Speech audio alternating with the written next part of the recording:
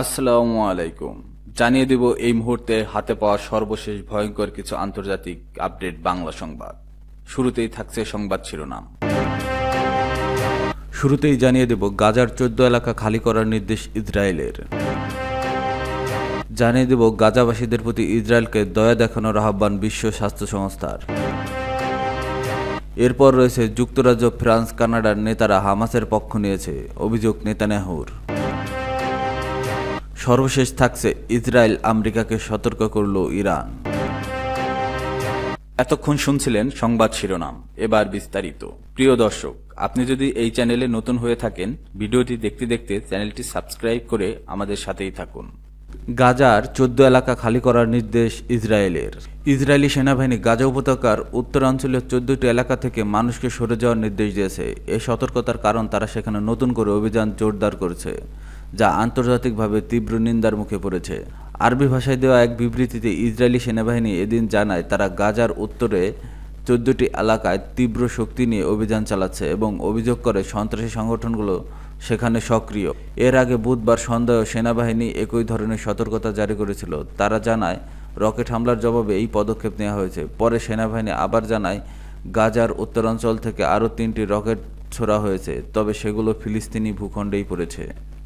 এই সতর্কতা এমন এক সময় এলো যখন জাতিসংঘ জানিয়েছে তারা গাজায় প্রায় 90টি ত্রাণবাহী ট্রাক গ্রহণ করে বিতরণ শুরু করেছে।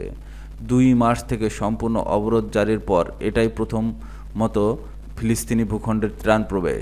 ইসরায়েল সীমিত পরিমাণে ত্রাণ প্রবেশের অনুমতি দেওয়ার পর জাতিসংঘ প্রধানের মুখপাত্র স্টেফান দুজারিক বলেন, জাতিসংঘ কেরেম সালোম ক্রসিং থেকে প্রায় 90টি ট্রাক বোঝাই পণ্য সংগ্রহ করে গাজায় পাঠিয়েছে।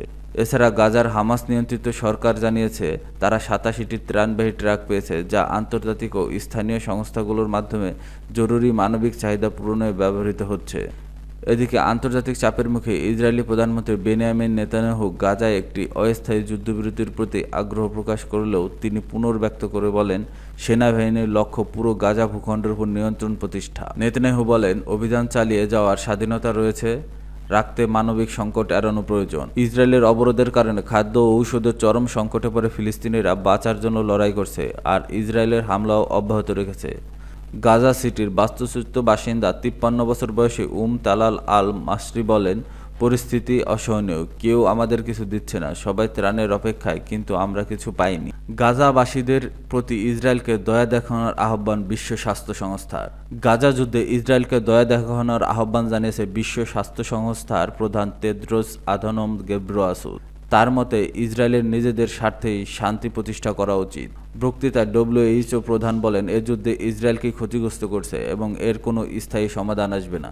ইথিওপিয়ার যুদ্ধের মধ্যে বড় হওয়া তেদ্রোস সেদিক ইঙ্গিত করে বলেন, এই মুহূর্তে গাজার মানুষ কী অবস্থার মধ্যে দিয়ে যাচ্ছে তা আমি অনুভব করতে পারি, আমি সেটিরও টের পাই, আমি কল্পনা করতে পারি, এমনকি আমি যে শব্দ শুনতে পাই, আর এর কারণ হচ্ছে আমার PTSD। WHO প্রধান আরও বলেন, আপনি বুঝতে পারবেন মানুষ কতটা কষ্ট পাচ্ছে। খাদ্যকে অস্ত্র হিসেবে ব্যবহার করে একবারেই অন্যায়, চিকিৎসা সরঞ্জামকে অস্ত্র বানানো আরও নিকৃষ্ট। 60 বছর বয়সী তেদ্রোস বলেন, শুধু একটি রাজনৈতিক সমাধানই প্রকৃত শান্তি প্রতিষ্ঠা করতে পারে।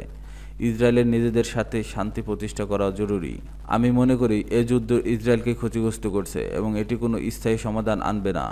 আমি আপনাদের কাছে দয়া দেখানোর অনুরোধ জানাচ্ছি, এটি আপনাদের জন্য ভালো, ফিলিস্তিনিদের জন্য ভালো, মানবতার জন্যও ভালো। WHOর জরুরি বিভাগের পরিচালক মাইকেল রায়ান বলেন, গাজায় 21 লাখ মানুষ তাৎক্ষণিক মৃত্যু ঝুঁকিতে আছেন।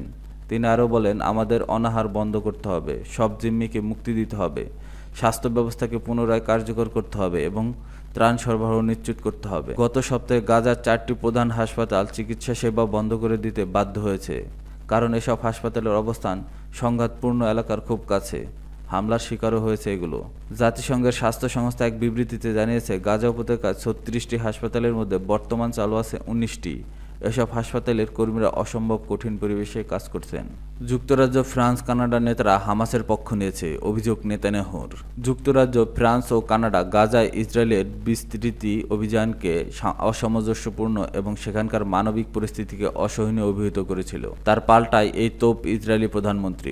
যুক্তরাষ্ট্রের ওয়াশিংটন ডিসিতে গুলিতে 2 ইসরায়েলি দূতাবাস কর্মী নিহত হওয়ার পর ফ্রান্স, যুক্তরাজ্য ও কানাডার নেতাদের বিরুদ্ধে তোপ দেখিয়েছেন বেনিয়ামিন নেতানিয়াহু। তার অভিযোগ, যুক্তরাষ্ট্র ও কানাডার প্রধানমন্ত্রী এবং ফ্রান্সের প্রেসিডেন্ট মানবতার বিপক্ষে এবং হামাসের পক্ষে অবস্থান নিয়েছে।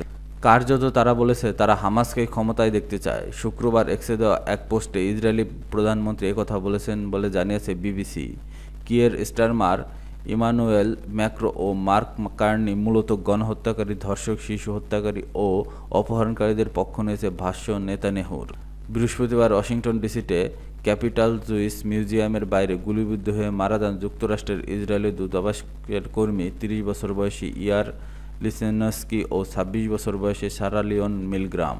এ ঘটনায় শিকাগো থেকে আসা ৩০ বছর বয়সী এলিয়াস রড্রিগেজকে গ্রেপ্তার করেছে মার্কিন পুলিশ। এ ঘটনার আগের দিন যুক্তরাজ্য, ফ্রান্স ও কানাডা গাজায় ইসরায়েলের বিস্তৃত অভিযানকে অসামঞ্জস্যপূর্ণ এবং সেখানকার মানবিক পরিস্থিতিকে অসহনীয় অভিহিত করেছিল।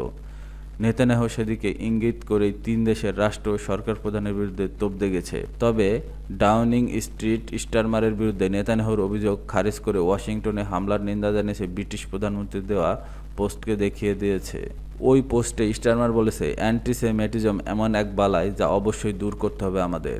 এক্সে দেওয়া পোস্টের সঙ্গে দেওয়া ভিডিওতে নেতানিয়াহুকে বলতে শোনা যায়, হামাস ইসরায়েলকে ধ্বংস ও ইহুদিকে নির্মূল করতে চায়। যুক্তরাজ্য, ফ্রান্স ও কানাডা ইসরায়েলের কর্মকাণ্ডের যে সমালোচনা করছে, ফিলিস্তিনি সশস্ত্র গোষ্ঠী তাকে স্বাগত জানিয়েছে বলেছেন তিনি।